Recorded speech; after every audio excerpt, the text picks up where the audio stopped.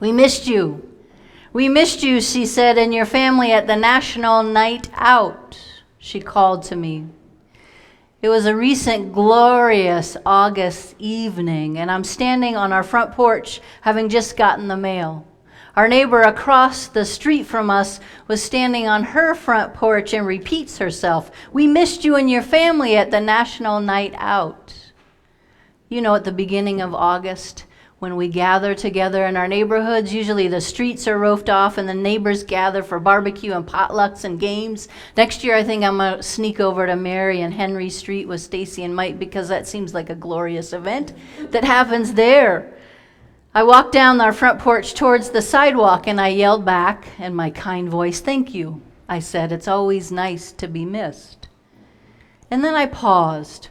And this is when I struggle with those basic social graces, those common social interactions. How about you? When a neighbor or friend greets you and they say, "How are you doing? How have you been?" Now, I know that we're supposed to respond, "Fine." And yet I don't know if it's part of that Minnesotan niceness, or maybe it's just, you all know me, I'm a straight shooter, I wear my heart on my sleeve, I'm from the Pacific Northwest, but I yearn for a little bit more, and I don't know if I'm just supposed to say fine and you, and yet it seems like when we just say fine and you, it perpetuates that barrier, right, to authentic connection and communication.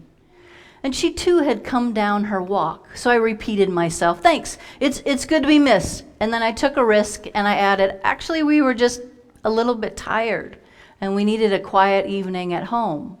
And you all know the backstory, right? We had just gotten into our home after our water damage and that challenge of trying to communicate in positive ways with contractors about how to work on our home, and we had been in a hotel for 38 nights, and so we just really wanted to be home. Yet she walked a little bit further down her walk and said, "Is everything okay?" And you know when you feel like you're going to start weeping immediately and you have that catch within you in that moment of, oh, someone just said something really nice to me.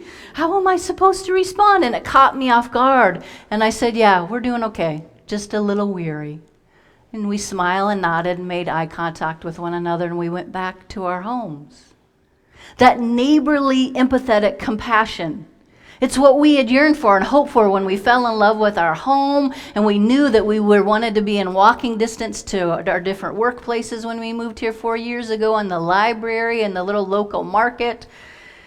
And we wanted to know our neighbors. And this is a neighbor I've talked to maybe a handful of times over the last 4 years, and yet there was something about that compassion and that empathy that lingers and continues to this day.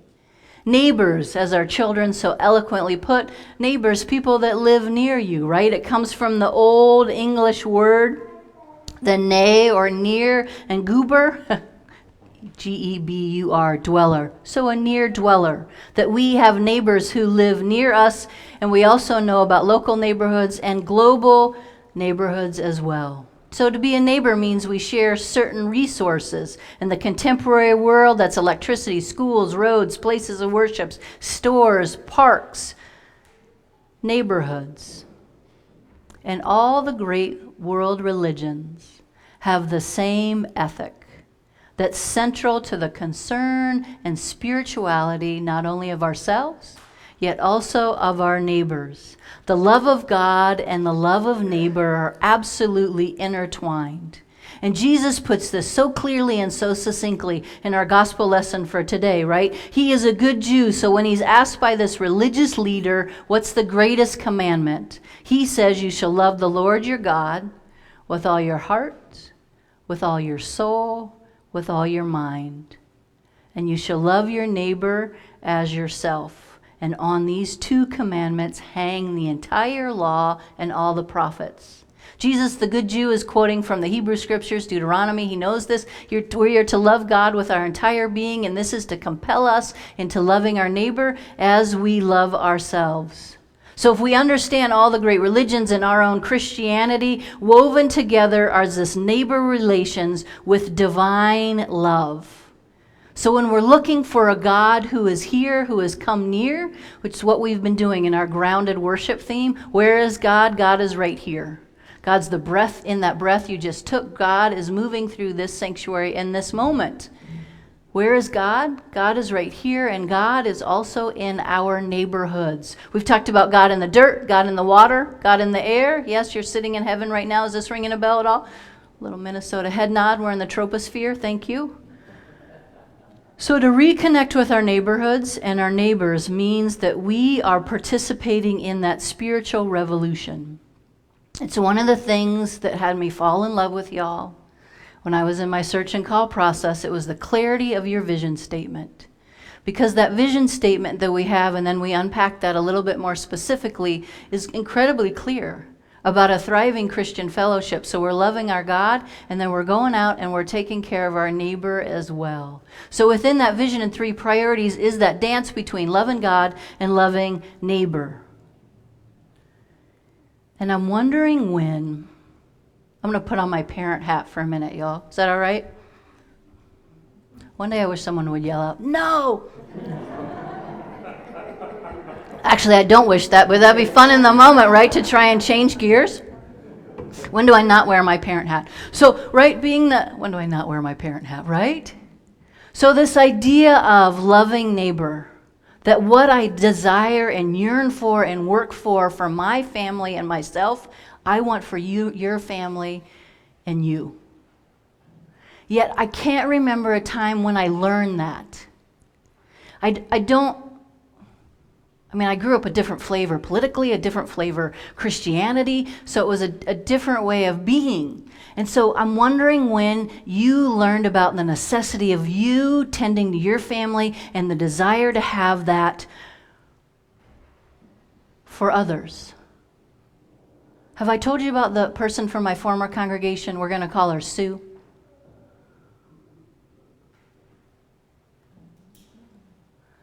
So Sue came up to me. I know Sue. Sorry, right. Sue came up to me after worship one day. And you know how we're supposed to do the Minnesota, you stand not facing one another? You do the sideways kind of? Y'all know that, right? So Sue came up to me and she said, and I may have shared this with y'all before, but it resonates. Sue said, so is it because you're... And she paused. And I'm thinking, because I'm fantastic, I'm spectacular, I'm humble. Is it because, and then she paused and she said, you know that you want to feed people, or you want to give folks who don't have a home, or like, and she paused. And she said, it's because you're, right? There's a lot of words I could fill in there, right? I said, I don't know what that means, but I would want, if my family and I needed food, I would hope that someone would offer us food, right? Or if we didn't have a house, that someone would say, hey, let's help you find some housing. Isn't that something that that ethic that we have in common, right? What you want for your family, you would want for my family. So I'm wondering when y'all learn that. Or maybe you're still learning it. Or maybe you don't think it's true. What I didn't admit to the children is I have no memory of watching Mr. Rogers' Neighborhood. Do y'all remember watching that? Yeah? I have no memory of that. And I think, what were we doing as a family instead of watching Mr. Rogers' Neighborhood? We were probably knocking on folks' doors telling them about Jesus. But I don't have a memory of watching Mr. Rogers' Neighborhood. I do have a memory as a young adult of watching Eddie Murphy on Saturday Night Live with the parody. Anybody else seen that one? Now I imagine at brunch you can YouTube it, and I must admit it's a little adult in its humor, but it's creative, and it also challenges who is our neighbor, and it lifts up the economic inequalities in neighborhoods, and who has access to resources and who doesn't, and who finds themselves hungry and how they go about trying to find food for their family. This summer when we were driving to different baseball games, we ended up in a different part of Minneapolis, and our son looked around the neighborhood and said after a game, why do these houses in this neighborhood look so different than ours? Why are these yards kind of dirty and they don't seem really kept up? And in that moment, I paused and I thought, how in the world do I unpack white privilege and tax benefits to our then 10-year-old son and house values and where the government shares resources and where they do not? And how do we lift up, maybe these people are working 2 or 3 jobs and they don't really have time to mow their lawn, and maybe the police haven't been to this area, or maybe they've been one too many times. To love God and to love our neighbor are intertwined. So what does that say about our ability to love our God and to love our neighbor? I do remember from Sunday school and growing up in my family, the golden rule is the best idea. Karen Armstrong tells us, who we studied a few falls ago, the 12 steps to a compassionate life. She says this: the golden rule is the best idea humanity has ever had, and it can serve as the unifying ethical insight of compassion. To treat others as you wish to be treated, or to find out how they want to be treated and to treat them that way. That in that golden rule is this ethic of compassion. It lies at the heart of all ethical realities and religious traditions. How we want others to be treated might be how we want ourselves to be treated. And yet there's a different layer too that our children are learning in school, that you might want to find out how someone wants to be treated rather than just assuming. Do we have any kids still here? Just some littles? Okay. After September 11th, the Dalai Lama was teaching, and I'm going to say he was preaching, when he was talking about a way forward that would involve healing and less divisiveness. He said, if you wish to experience peace, you need to provide peace for another. And if you wish to know that you are safe, you need to cause another to know that they are safe. And if you wish to better understand seemingly incomprehensible things, then help another better understand. If you wish to heal your own sadness or anger, seek to heal the sadness of anger or anger of another. He said that those others are waiting for you now. They are looking for you to see this kind of love. The Dalai Lama calls this the common ground spirituality, called on this reality of loving your neighbor as yourself. It's the only way forward. And yet, what happens when you don't get along with your neighbors? What happens when they put different political signs on their lawn than you do? Or they don't even tend to that lawn, or they have broken down cars in front of their house, or their dog barks constantly, or they're rather mean-spirited to you. When my family and I lived in Woodinville, Washington, serving a church prior to this, Woodinville's a suburb of Seattle. And our right across the street neighbor, whenever they would open up their garage door, they had at least 2 gun safes. And so my spouse and I would joke about, whenever those end times come, we don't need to own any type of weapons, right? Because we can just go be safe with our neighbors. Frankly, I wasn't too pleased that our president came to our neighborhood recently. Many of you have shared with me the same struggle that I have, that his policies and his administration's policies tend to divide rather than bring together. And y'all know, right, this isn't about politics. This is about us being a people of compassion and ethics. So we're going to dip below the politics, Republican and Democrat, no matter what president came into our neighborhood. And if their policies were divisive, we would dip below. Yes, y'all with me? To that commonality of how we tend to our neighbors.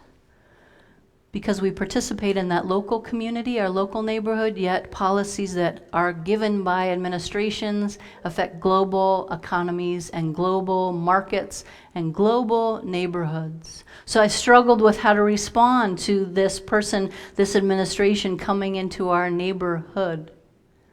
This week, the Supreme Court heard a case about the equal rights and protection for lesbian, gay, bisexual, transgender, and queer folks.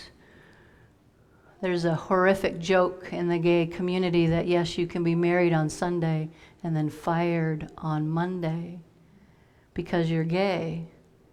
They're hearing a case about whether gay folks have some basic rights or they can be fired because they're gay. which also will go further into housing and hospital visits. So if you know someone who's queer, I invite you to reach out, to share your support, to be neighborly, to say, I see you, I'm here with you. I will fight for your rights too because you are my neighbor.